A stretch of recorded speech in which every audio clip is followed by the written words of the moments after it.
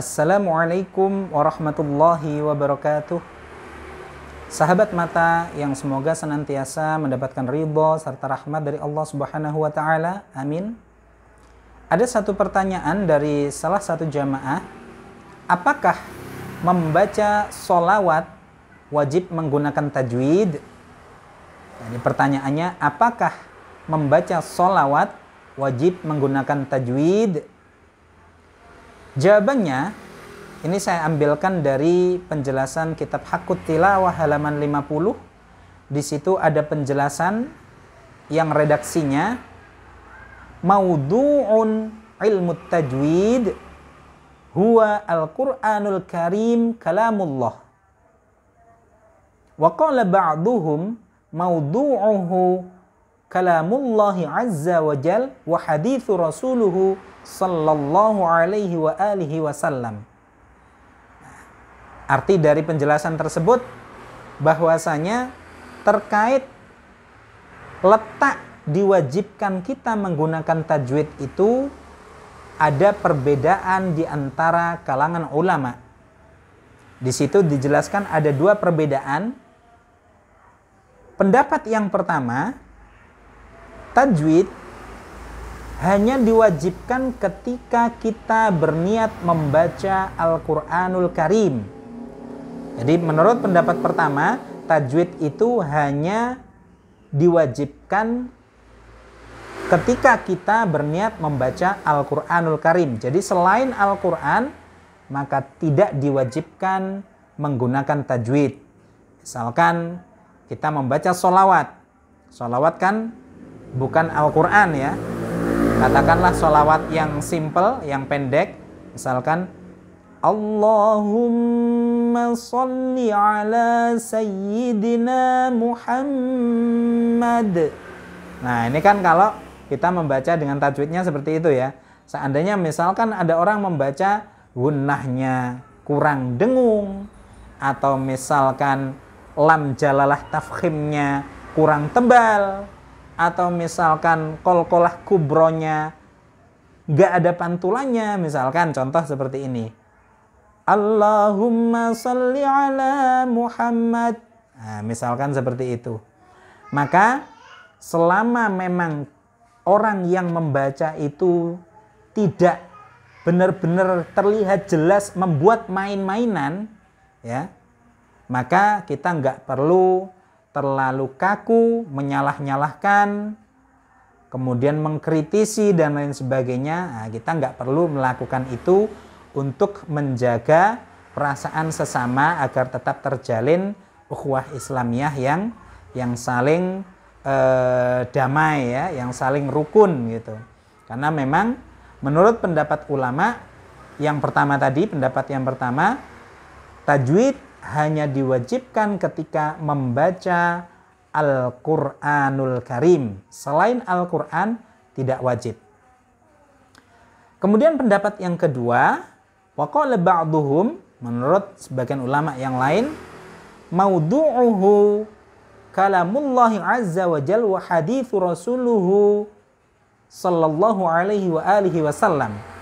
Menurut pendapat yang kedua ini, tajwid itu diwajibkan ketika kita membaca Al-Qur'anul Karim dan membaca hadis Nabi Muhammad sallallahu alaihi wasallam. Nah, jadi menurut pendapat yang kedua ini ada dua tempat kita diwajibkan membaca dengan tajwid. Yang pertama membaca Al-Qur'an, yang kedua membaca hadis. Nah, jadi membaca hadis menurut pendapat yang kedua ini juga diwajibkan menggunakan dengan tajwid. Nah, dari pendapat yang kedua, dari pendapat yang pertama dan kedua ini, yang lebih kuat pendapatnya adalah pendapat yang pertama. Apa pendapat yang pertama tadi? Yaitu hanya ada pada Al-Qur'an yang diwajibkan kita membaca dengan tajwid. Selain Al-Qur'an tidak wajib. Ini adalah pendapat yang lebih kuat, pendapat yang masyhur, yang termasuk yang kami ikutin bersama para jamaah kami di Mata Bersanad. di mana hanya ada pada Al-Quran kita diwajibkan membaca dengan tajwid. Nah, terkait pendapat yang kedua tadi, yang mana di situ juga diwajibkan membaca dengan tajwid pada hadis, alasannya apa? Alasannya karena bi'tibarihi naw'an minal wahyi. Nah, di situ di dalam kitab Taisirur Rahman dijelaskan bahwasanya alasan ulama berpendapat bahwasanya hadis itu diwajibkan membaca dengan tajwid juga karena bi'tibari naw'an minal wahyi, karena hadis itu dianggap sebagai bagian daripada wahyu Allah Subhanahu wa ta'ala. Karena memang kan ada cukup banyak ya yang menjelaskan, dalil-dalil yang menjelaskan bahwasanya apa-apa yang berasal dari Nabi Muhammad SAW tidak lain itu merupakan wahyu dari Allah Subhanahu wa ta'ala. Nah, beralasan itulah ulama berpendapat bahwasanya membaca hadis itu juga diwajibkan dengan menggunakan tajwid. Tapi sekali lagi, yang kami yakini dan yang kami amalkan hanya ada pada Al-Quran yang diwajibkan untuk menggunakan tajwid berdasarkan salah satu dalil yang ada pada surah Al-Muzammil ayat 4, warattilil Qur'ana tartila, dan tartilkanlah Al-Quran dengan tartil yang semaksimalnya, dengan tartil yang benar-benar tartil. Nah, di mana pengertian tartil ya menurut Sayyidina Ali kan, jawidul huruf wa ma'rifatil wukuf, membaguskan setiap huruf-huruf hijaiyah dan mengetahui letak-letak di mana kita harus berhenti. Nah, ini adalah terkait salah satu dalil diwajibkannya menggunakan tajwid ketika kita membaca Al-Quran. Nah, kemudian tambahan sedikit, ada yang beranggapan bahwasanya kewajiban menggunakan tajwid itu hanya ada pada Al-Quran. Ini benar. Kemudian anggapannya itu yang kurang tepat, tapi ketika kita membaca misalkan sholawat, misalkan membaca zikir, kalau dengan tajwid itu akan mendapatkan nilai yang lebih utama, akan mendapatkan keutamaan yang lebih dibanding membaca sholawat, membaca zikir yang tidak bertajwid. Nah, ini yang perlu sedikit diperjelas agar tidak salah paham. Bahwasanya nggak ada ya penjelasan bahwasanya ketika membaca zikir dengan tajwid, membaca sholawat dengan tajwid, nilainya, misalkan nilai pahalanya itu lebih utama daripada yang tidak menggunakan tajwid. Tidak seperti itu penjelasannya. Apalagi kalau misalkan dia itu mengakui atau mengikuti pendapat yang pertama tadi, yang hanya ada pada Al-Quran saja diwajibkan bertajwid. Kemudian punya pemahaman ketika membaca zikir, membaca sholawat, membaca apapun lah teks bahasa Arab misalkan, termasuk mangzumah, kitab-kitab tajwid misalkan, dengan bertajwid. Nah, kemudian ini dianggap sebagai yang lebih utama pahalanya, ini yang kurang tepat ya. Yang kurang tepat.